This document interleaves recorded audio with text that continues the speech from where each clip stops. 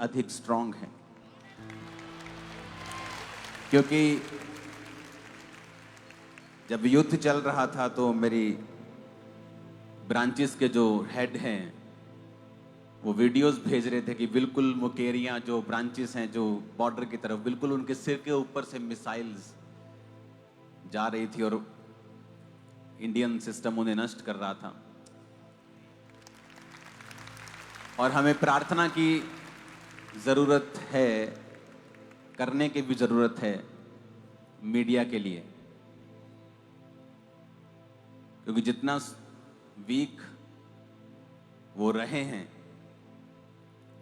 और मेरा बिलीव है कि उनके लिए भी हमें प्रार्थना करनी चाहिए रोज। वॉर कभी भी अच्छी नहीं, क्योंकि नुकसान दोनों तरफ का होता है।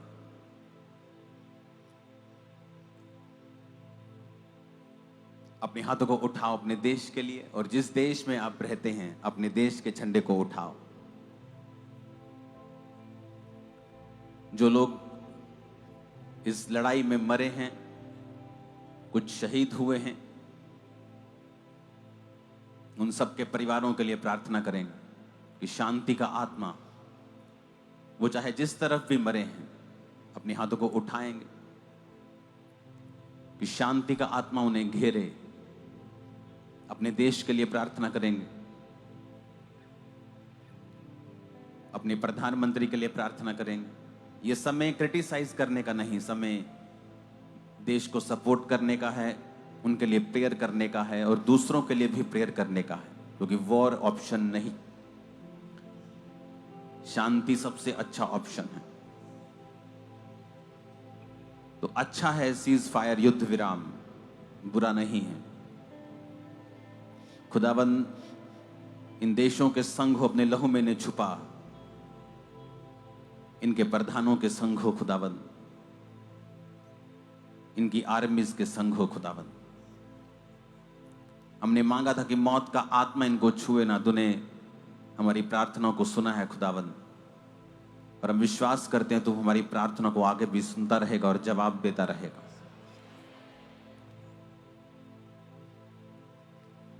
आशीषित कर खुदाबंद, शैतान की योजनाओं को नाश कर।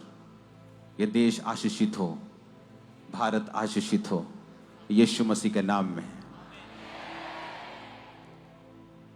प्रार्थना में आज से जो झंडा है भारत का, उसे अपने पास रखें प्रेयर में। और जिस भी देश से आप मुझे देख रहे हैं, हमेशा अपने देश का झंडा अपनी प्रेयर में, अपने प्रेयर रूम में रखें और हमेशा प्रार्थना करें। मैंने आपको एक चीज बताई थी कि आप कुछ भी कर लें, प्रेयर कर लें, लेकिन कुछ चीजें जो होंगी वो होंगी ही होंगी। अपने हाथों को उठाओ और कहो, परमेश्वर आज जो कुछ मैं सुनूं, मैं 100 गुना फलों को लेके आऊं। मैं इसे भूलूं ना। मांगो ऊंची आवाज में।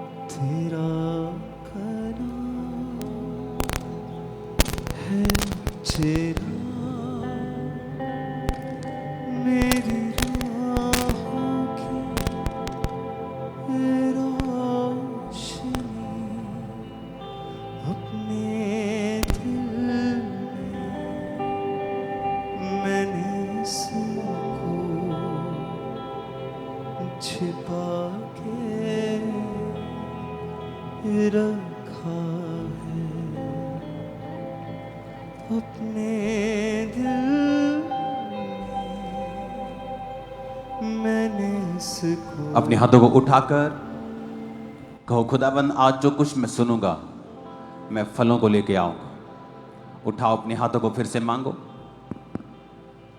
फ्लैट करो इसे।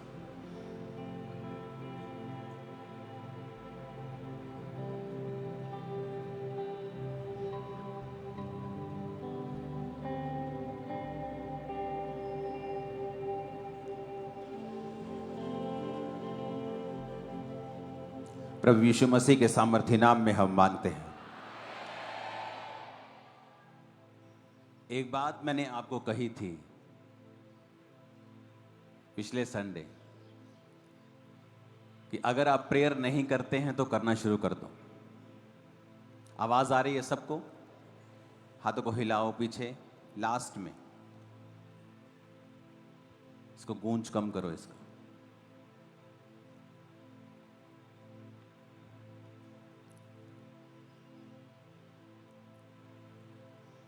तो जब अब मिसाइल्स आ रही थी और लोग,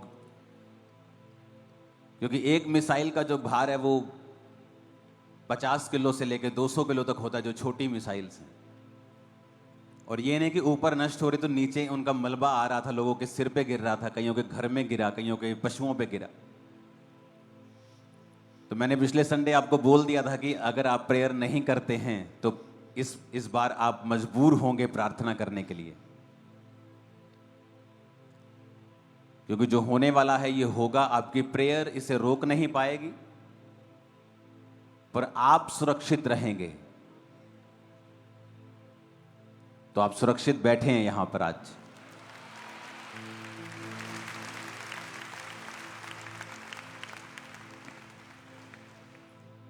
फ्यूचर में जो प्रार्थना नहीं करते हैं, आपको फोर्सफुली परमेश्वर करवा लेगा प्रार्थना, ऐसा माहौल होगा। इकोनॉमिक कंडीशंस अच्छी नहीं होंगी बहुत से देशों की फ्यूचर में, और उनको प्रार्थना करनी है अपने देश के लिए।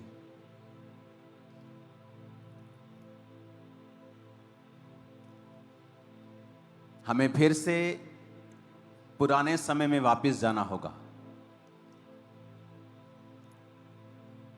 क्योंकि जैसे जैसे कलीसिया आगे बढ़ी, टाइम बढ़ा, टेक्नोलॉजी को अपना लिया, नए सिस्टम को अपना लिया, लेकिन जो हमारा बेस था, जो हमारा नींव थी, हमने उसे छोड़ दिया।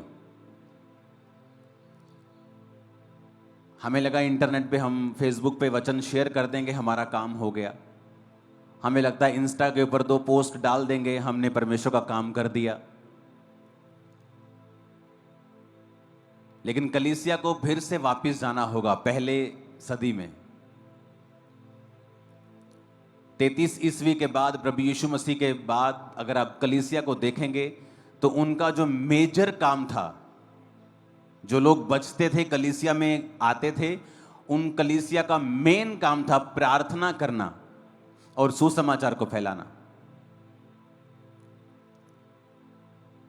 और वचन क्या कहता है कि लोग कलीसिया में आते थे और कलीसिया के खर्चे, कलीसिया के लोग अपनी प्रॉपर्टीज, अपने पैसे को देते थे। तो ऐसे तो सारी कलीसिया ही कंगाल हो जाएगी एक दिन।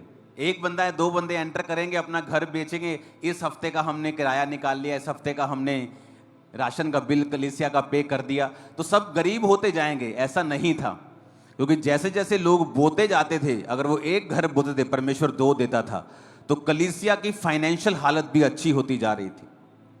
लेकिन अगर आप मुकेरियां क्रूसेड के लिए खुदाबंद की तारीफ करो जोर से।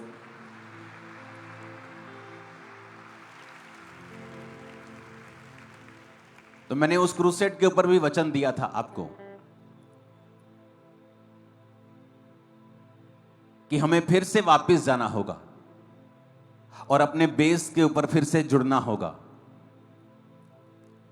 पतरस चर्च में जा रहा है और कह रहा है कि आओ हम प्रार्थना करने के लिए चर्च में चलते हैं। क्या आज आपकी लाइफ में प्रेयर की इतनी इंपॉर्टेंस है कि आप स्पेशल प्रार्थना करने के लिए एक ऐसे स्थान में जाएं जहां पर आपको कोई भी डिस्टर्बेंस ना हो?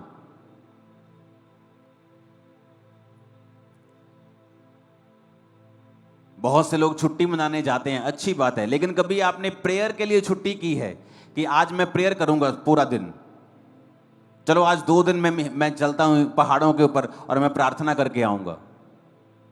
आज जब प्रेयर लाइफ का स्थान आपने सेकेंडरी कर दिया है, इसीलिए कलीसिया संघर्ष कर रही है उन आशीषों को पाने के लिए जो आशीषें प्रथम कलीसिया में बिना मांगे मिल जाती थी।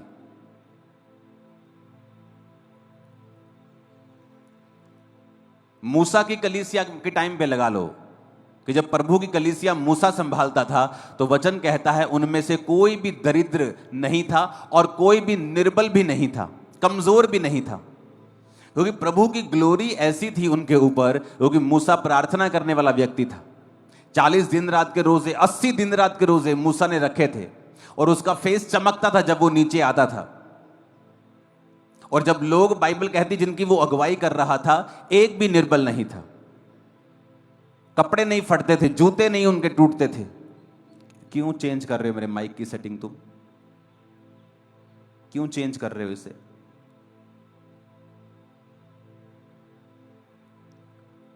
सब बोलो हालेलुया। तो सेकंड कलीसिया जब जीसस क्राइस्ट के टाइम पे जब वो जी उठ गए और मूसा आया, तो वचन कहता है कि पतरस आया और चेले आए। पुराने नियम में मूसा था, नए नियम में यीशु मसीह के बाद चेले आए। तो वो भी क्या थे? प्रार्थना करने वाले। स्पेशल दोपहर के, तीसरे पहर दोपहर के समय प्रार्थना करने के लिए चर्च में जा रहे हैं स्पेशल, और वहां पे लंगड़ा मिलता है और वो उसको हील करता है। हीलिंग भी तब हो रही है जब उनके लाइफ में प्रेयर का एक स्थान था। मोस्टली लोग क्यों पैनिक कर जाते हैं आज? जब वॉर होती है या लाइफ में कोई फाइनेंशियल डिस्टर्बेंस आती है या कोई बीमारी आती है, कौन लोग डिस्टर्ब हो जाते हैं? जिनकी प्रेयर लाइफ नहीं है, जिनकी लाइफ में कमियां हैं, व्यभिचार की, चोरी की, अलग अलग तरह की वो पाप में फंसे हुए हैं और प्रेयर लाइफ नहीं है, वो फिर घबराने लगते हैं। क्यों? क्योंकि घबराहट, जो फियर है, अगर आप देखेंगे, जो डर है, ये एक तरह का कर्स है। ये पाप के बाद आया था, पहले नहीं था। जीसस क्राइस्ट ने, यहोवा पिता ने जब आपको बनाया था तो उसने आपके अंदर फियर नहीं डाला था।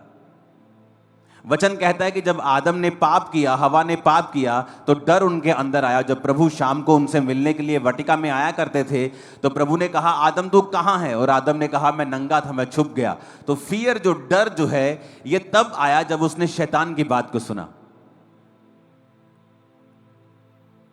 हालेलुया। तो आपकी लाइफ में डर तब आता है जब आप शैतान की बात को सुनते हैं।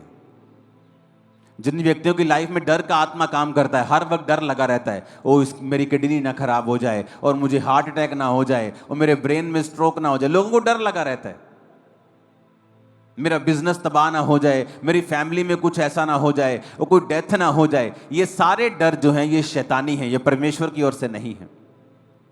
और अगर आपको इन डर से मुक्ति पानी है, आपको प्रभु की प्रेजेंस में रहना होगा, प्रेयर करनी होगी और बाइबल पढ़नी होगी और सच्चाई के साथ जुड़ना होगा, और आपको देखना होगा कि परमेश्वर का आत्मा क्या कहता है। जब आपको समझ आएगी प्रभु का आत्मा जो कहता है आपके लिए, आपका डर खत्म हो जाएगा। प्रभु के साथ जब आप पूरी तरह से जुड़ जाएंगे, फियर नहीं रहेगा। अगर आएगा भी तो वो चला जाएगा, कब्जा नहीं कर पाएगा। कितने मेरी बातों को समझ रहे हैं? हमें फिर से पुरानी कलीसिया के पास जाना हो, बोला पुरानी कलीसिया की तरह रहना होगा। हो सकता है आने वाले समय में मैं अपने फोन्स भी साइड पे रख दूं कि पूरी तरह से परमेश्वर का आत्मा मुझे प्रेयर्स में लेके जा रहा है इन दिनों में, और इसीलिए मैं आपको मैसेज दे पाता हूं कि अब आने वाले दिनों में क्या होगा, अब सिचुएशन क्या होगी, अब हमें क्या करना है आने वाले दिनों में। हालेलुया।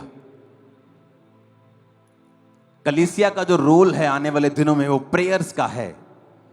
ऐसा नहीं हो सकता कि आपका पास्टर्स प्रेयर में रहे, आपकी पास्टर्स की टीम्स प्रेयर में रहें और कलीसिया की प्रार्थना 1 घंटे की हो। कईयों की दी 1 घंटे की भी नहीं है। उन्हें प्लीज आज शर्म आनी चाहिए और अपनी प्रेयर को बढ़ाने का आपको एक वायदा करना चाहिए। क्योंकि जब आप प्रेयर नहीं करते हैं और अलग अलग तरह के अटैक्स आपकी लाइफ पर शैतान करता है, आप डर जाते हैं, फिर आप अपनी कलीसिया को तंग करते हैं, पास्टर्स को तंग करते हैं, काउंसलिंग टीम को तंग करते हैं, लेकिन आप अपनी प्रेयर्स को बढ़ाना नहीं चाहते। ले हैंड आपकी हेल्प करता है, लेकिन ले हैंड सारा कुछ नहीं है। वचन आपकी हेल्प करता है, पवित्र आत्मा आपकी हेल्प करता है कि आप अपनी मेहनत भी साथ में करें और प्रेयर साथ में करें। कितने मेरी बात को समझ रहे हैं? अगर आप वो प्रेयर्स नहीं करेंगे, खुद मेहनत नहीं करेंगे, आप कच्चे विश्वासी होंगे। आपका जो घर है वो एक फेथ के ऊपर नहीं बना होगा, वो चट्टान के ऊपर नहीं बना होगा।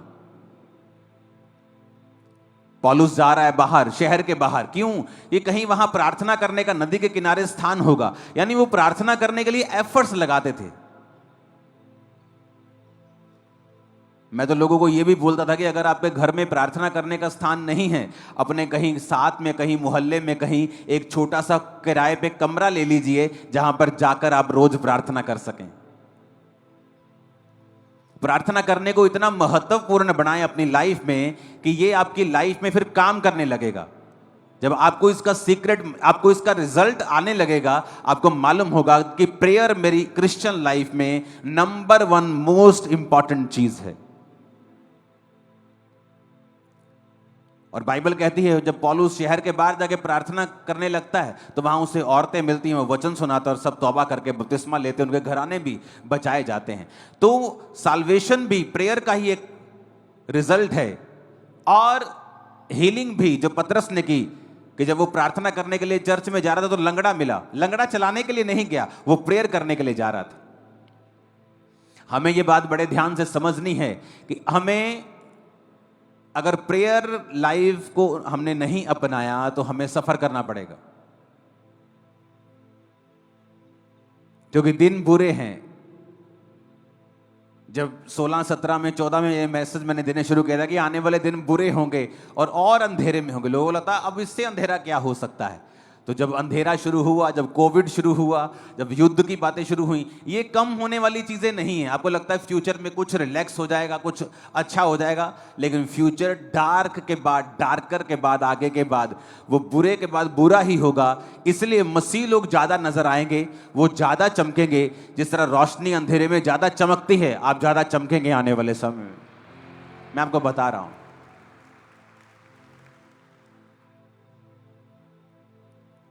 हालेलुया।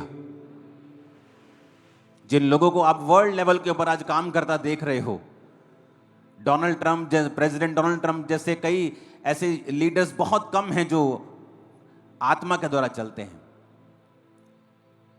अब यूएस प्रेसिडेंट के आसपास कई बार जब वो प्रार्थना करने के लिए इनवाइट करता है, प्रेयर ब्रेकफास्ट करता है, बहुत सारी चीजें करता है, आप कभी ध्यान से देखना, उसके आसपास जो पास्टर्स हैं, मोस्टली अपनी कलीसिया के जैसे पास्टर्स, जिनकी बड़ी बड़ी कलीसियाएं हैं, जो आत्मा का काम करते हैं, आप सारे डोनाल्ड ट्रंप के आसपास देखोगे उस पर ले हैंड करके प्रार्थना कर रहे होते हैं।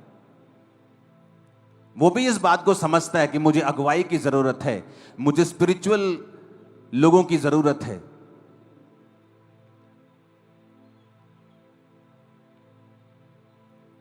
कल जब मैं प्रार्थना कर रहा था, परमेश्वर का आत्मा मुझे बता रहा था कि जो सैटेलाइट्स हैं हमारे, उनके लिए प्रार्थना करनी है, क्योंकि फ्यूचर में जो डेविल है वो उनके ऊपर भी अटैक करने की कोशिश करेगा। सैटेलाइट वॉर्स होंगी आने वाले समय में,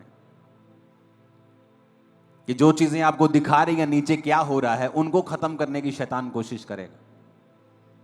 तो कलीसिया अगर जागी हुई नहीं है और प्रार्थना करने वाली नहीं है तो वहां के लोग फिर सफर करते हैं। इसलिए परमेश्वर ने कहा जिस देश में चर्च होगी, जिस देश में कलीसिया होगी, जिस नगर स्टेट में कलीसिया होगी, वहां पर उजाला होगा, लोग अंधेरे में नहीं होंगे, क्योंकि वो लोग प्रार्थना करेंगे और आने वाली मुसीबत से बचाए जाएंगे।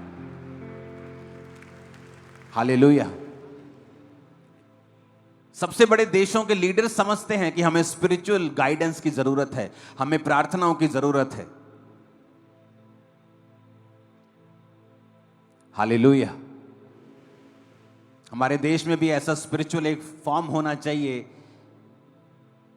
स्पिरिचुअल फॉरम जो गाइड कर सके, जो प्रार्थना कर सके, पॉलिटिशियंस के लिए, बड़े लोगों के लिए। प्रभु का आत्मा क्या कहता है, उन्हें गाइड कर सके।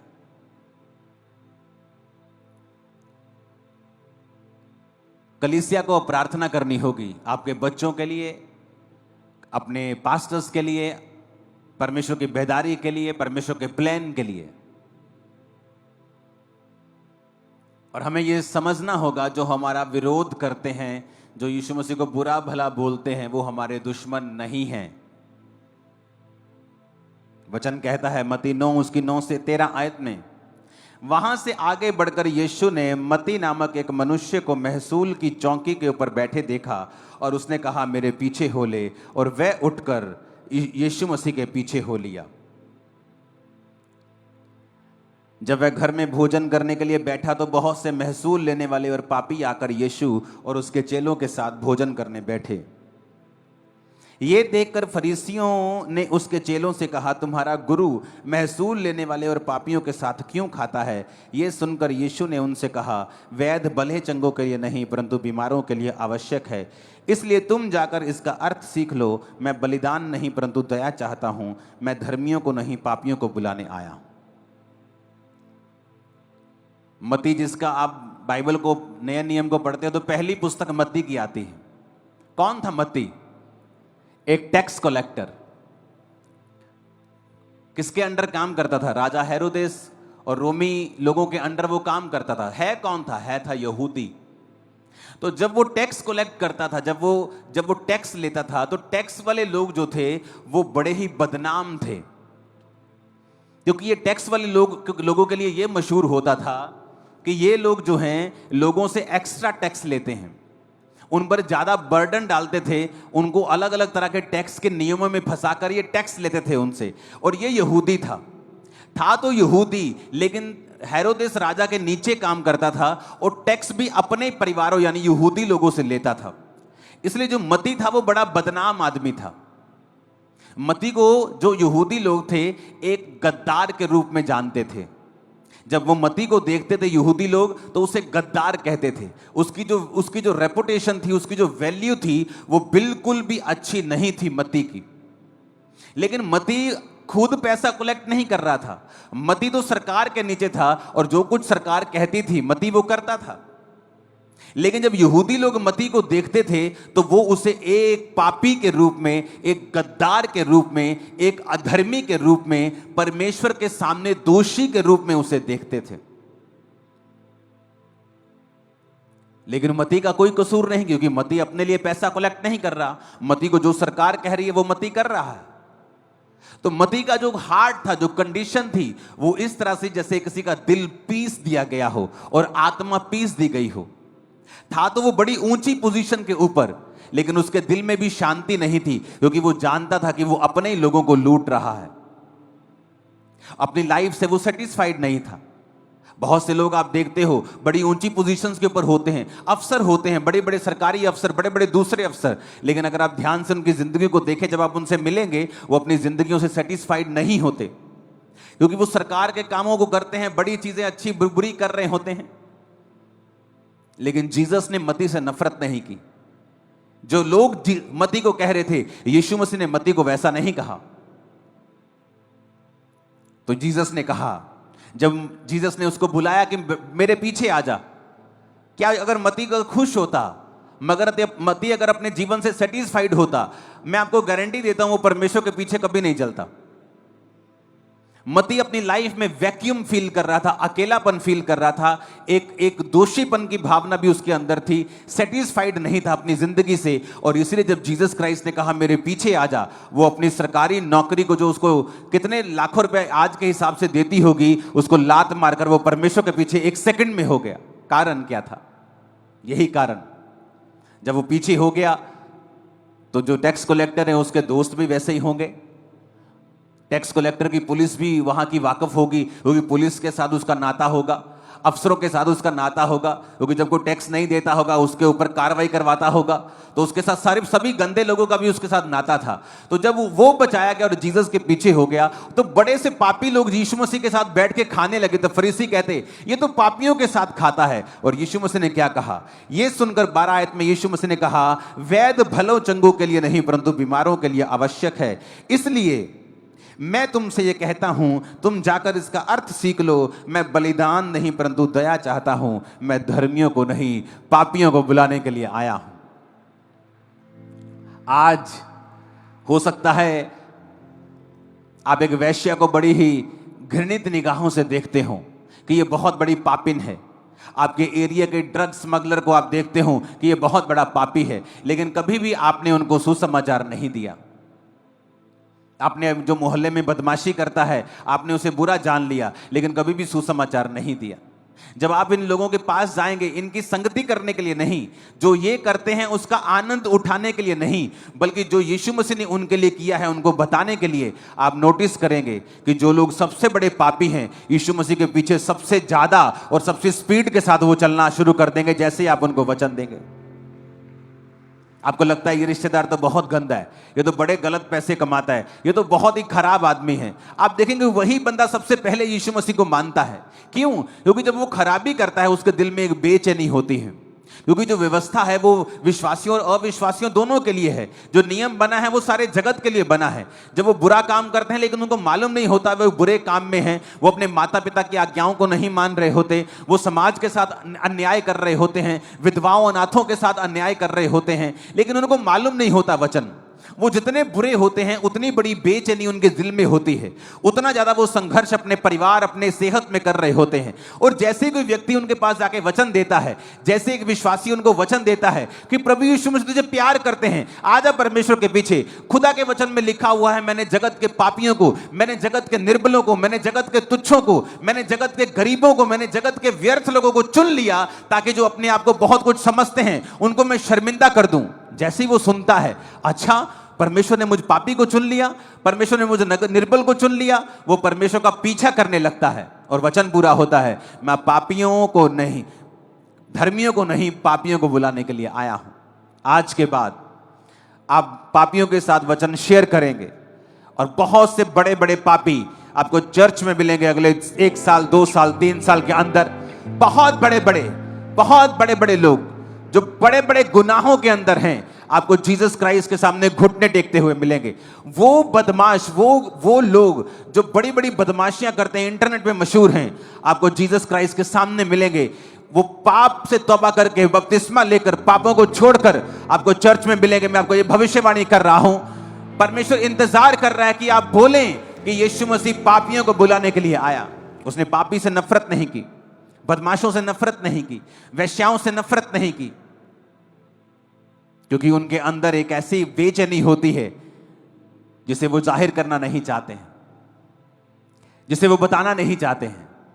वो ऊपर से अपने आप को कड़क शो करते हैं, लेकिन अंदर से उनको वो जानते हैं कि वो खाली हो चुके हैं, और इतने खाली वो महसूस करते हैं जितना आप सोच भी नहीं सकते, इमेजिन भी नहीं कर सकते। और जब कोई उन्हें परमेश्वर के वचन को देगा, वो उस वचन पे यकीन करेंगे, उस वचन को फॉलो भी करेंगे। हालेलुया। वो जो लोगों के सामने गद्दार था, लोग उसे तुच्छ जानते थे, पापी जानते थे, गद्दार जानते थे, परमेश्वर ने एक गद्दार को चुना, उसे अपना चेला बनाया। बाइबल की पहली पुस्तक उसने लिख दी, नया नियम की, और परमेश्वर आज उसको अपना संत मानते हैं। लोग आज उसको अपना संत मानते हैं। प्रभु कहता तू मेरा संत है, तू प्रेरित है, आज से तू प्रेरित कहलाएगा। कितने मेरी बातों को समझ रहे हैं? कि लिए कहा, यीशु ने उसे संत कहा, प्रेरित कहा। बाइबल में नए नियम के जो विश्वासी हैं उन्हें संत भी कहा गया है, पवित्र संत भी कहा गया है। यह परमेश्वर की योजना है आने वाले समय में। डरे मत, घबराए मत, सुसमाचार को शेयर करें, उन लोगों के साथ ज्यादा शेयर करें जो ज्यादा खराब हैं, जिनके कैरेक्टर ज्यादा लूज हैं, जो ज्यादा बदमाशियां करते हैं। शेयर करें। उनके साथ संगति करने के लिए परमेश्वर ने नहीं कहा। परमेश्वर ने एक बार उनके साथ खाना खाया, लेकिन हर रोज उनके साथ वो मिला नहीं, लेकिन खाना खाया, अपना प्यार साबित किया, अपना आप उसे दिखाया, वचन की उन्हें नॉलेज दी।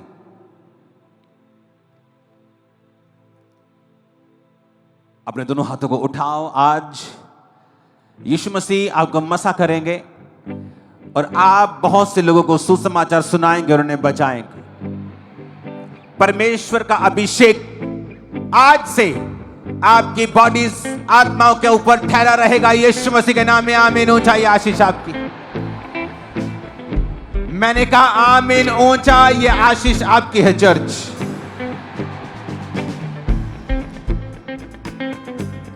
Hallelujah, hallelujah. तैयार है सुसमाचार देने के लिए? बटाला में क्रूसेड था आज से कुछ दिन के बाद, लेकिन शायद उसे 1 2 4 5 दिन 6 दिन लगता है, इधर उधर करना पड़ेगा। इस वीरवार को बड़ी मीटिंग होगी, अनॉइंटिंग ऑयल मीटिंग होगी, और मीटिंग का मकसद होगा पवित्र आत्मा से कलीसिया को भरना। तो तैयार हो जाओ वीरवार की मीटिंग के लिए। मॉर्निंग होगी मीटिंग, पोस्टर में नाइट की मीटिंग है, लेकिन मॉर्निंग होगी जब तक माहौल बिल्कुल सीधा नहीं हो जाता। तो मॉर्निंग मीटिंग होगी वीरवार, और पवित्र आत्मा की भरपूरी के लिए होगी। आने वाले समयों में क्रूसेड मंगलवार की जगह वीरवार किए जाएंगे, थर्सडे किए जाएंगे। और जो थर्सडे की यहां मीटिंग होती है उनमें पास्टर्स के लिए स्पेशल प्रेयर होगी, क्योंकि प्रभु ने मुझसे कहा है जिनकी कलीसियाएं हैं, जो पास्टर्स हैं, उन पर ले हैंड करना है। और जैसे ले हैंड स्टार्ट्स होंगे उनके जरिए परमेश्वर बड़े काम करेगा, और हीलिंग और प्रोफेटिक और चमत्कार के वरदान उनकी लाइफ में काम करेंगे। तो ये थर्सडे भी, हर थर्सडे पास्टर्स के ऊपर ले हैंड होगा। तो जितने पास्टर्स आते हैं वो मेरी left hand side pastors section है, तो आप आराम से इज्जत से यहाँ बैठेंगे, और जब ले हैंड होगा आपको इंस्ट्रक्शंस दी जाएंगी। आप उठे नहीं, आप वहीं बैठे रहें ताकि मैं आप पर ले हैंड कर सकूं। तो पास्टर्स ये ध्यान रखें कि एवरी थर्सडे मीटिंग होगी। अगर यहाँ नहीं होगी तो क्रूसेड होगा, क्योंकि कई बार जब क्रूसेड होता है तो मेरी थर्सडे की मीटिंग मिस होती है, मुझे प्रार्थना में रहना होता है। तो इसलिए वीरवार को क्रूसेड्स होंगे। अगर क्रूसेड पे मैं हूं तो वहां हूं, अगर यहां वीरवार है तो मैं यहां हूं। तो कोई भी थर्सडे मीटिंग मिस नहीं होगी।